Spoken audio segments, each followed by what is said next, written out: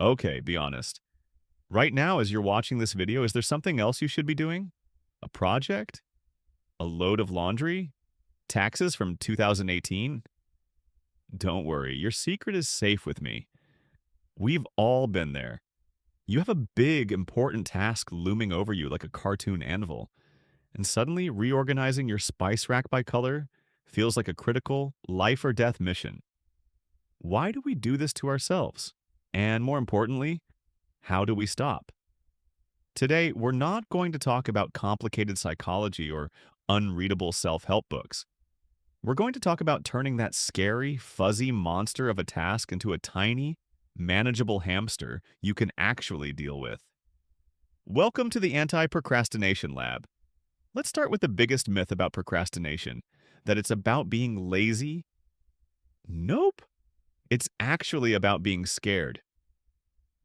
Your brain looks at a big, vague task, like write a report or clean the entire garage, and it panics.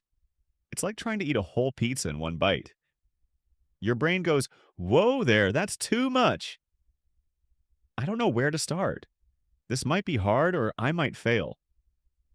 Quick, let's watch 15 videos on how to make sourdough starter instead. That's safer.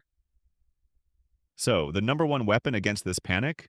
We're going to make the pizza slice-sized. I call it the 2-minute rule. Here's how it works. You take that big, scary task and you find the absolute smallest, easiest first step you can possibly take. And you promise yourself you'll only do it for 2 minutes. That's it. Just 120 seconds. Instead of write the report, your goal is open a new document and type the title. That takes less than 2 minutes. Instead of clean the entire garage, your goal is put 3 pairs of shoes back on the rack. 2 minutes. Instead of get in shape, your goal is put on my workout clothes and tie my shoes. You don't even have to exercise. Just tie the shoes. You can take them right off if you want. But guess what? Most of the time, just starting is the hardest part. Once you've tied your shoes, you might think, well, I'm already dressed. Maybe I'll just walk to the end of the street and back. And boom, you've tricked yourself into being productive. It's a beautiful, slightly devious life hack. But what about those tasks that are just boring? The ones that feel like watching paint dry but less exciting? For that, we need the fun dip strategy. Think about eating a vegetable you hate, like broccoli. Now, imagine you're allowed to dip each piece of broccoli in a big vat of melted cheese. Suddenly, broccoli isn't so bad, right? You're using the cheese, the fun thing, to help you eat the broccoli, the boring thing. So, apply this to your life. You can only listen to your favorite, most epic podcast or audiobook while you're folding laundry or doing the dishes. You can only watch that new episode of your favorite show while you're on the treadmill or organizing your files. You're pairing something you love with something you've been avoiding. The boring task becomes the price of admission for the fun thing, and it works like a charm. Now, let's talk about the procrastination monster's favorite fuel: a big, empty, terrifying deadline. Finish the project by Friday. That's like being told, here's a field. Build a house by Friday. You just stand there, frozen. So, we need to become project architects. We need to break that house down into individual bricks. This is called chunking. Grab a piece of paper or your phone, but don't get distracted by notifications, and break the big task into stupidly small steps. Don't just write plan vacation. That's still too big. Write 1. Google best places to visit in October. 2. Skim the first 3 articles for ideas. 3. Pick a top contender. 4. Check flight prices for one weekend. 5. Check hotel prices for that weekend. See, each of those is a tiny, non-scary brick. You can probably do each one in a few minutes. And the magic is, ticking off each little step gives your brain a little shot of a happy chemical called dopamine. It's like a high five from your own brain. You start to feel like you're making progress, and that feeling is addictive in the best way possible.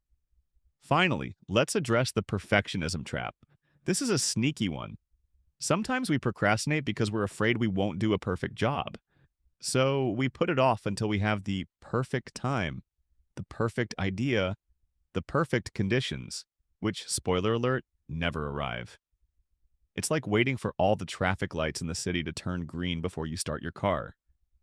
You'll never leave the driveway. So we need to embrace the draft version. Give yourself permission to be messy, to be imperfect, to create something truly awful on the first try.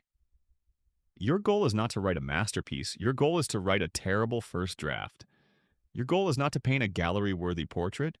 Your goal is to make a ugly sketch. Why? Because it's infinitely easier to fix something that exists than to create perfection from a blank page. You can edit a bad paragraph. You can't edit a blank page. So go ahead, make a mess on purpose. It takes all the pressure off. So, to recap our simple toolkit, the 2-minute rule. Just start for 2 minutes. Trick your brain into beginning. The fun dip. Pair a boring task with a fun reward. Chunking. Break the big monster into tiny, bite-sized hamster pieces. Embrace the draft. Give yourself permission to be imperfect. Just get something, anything down. Procrastination isn't a character flaw, it's just a bad habit. And like any bad habit, you can replace it with a better one. It's not about never feeling the urge to procrastinate again. It's about having a simple plan for when that urge inevitably hits. So I have a 2-minute challenge for you. What's one tiny thing you've been putting off? Is it sending one email, washing one dish, reading one page of a book? I want you to pause this video, set a timer for 2 minutes, and just go do that one tiny thing. Go on, I'll wait. See? You did it, you've started. And that's the whole battle. Now, go forth and be gloriously, productively imperfect. And maybe, just maybe, you can finally figure out what to do with that 2018 tax situation. Leave a like and subscribe. Stay hard.